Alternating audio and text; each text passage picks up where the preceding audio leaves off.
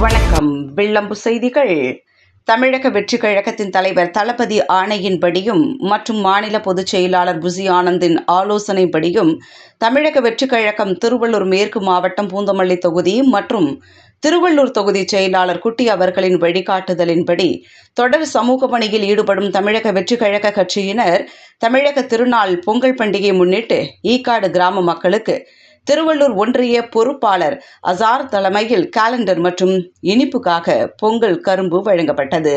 இந்நிகழ்ச்சியில் தமிழக வெற்றி கழக நண்பர்கள் சதன், குமரேசன், சங்கர், மதன், மணி, ஐயப்பன், பிரகாஷ், சிபி, தினேஷ், முருகா, ராகேஷ், சஞ்சீவி, சீகன், ரோஹித், விஷால், தோழர் டீம் ஆகியோர் கலந்து கொண்டனர்.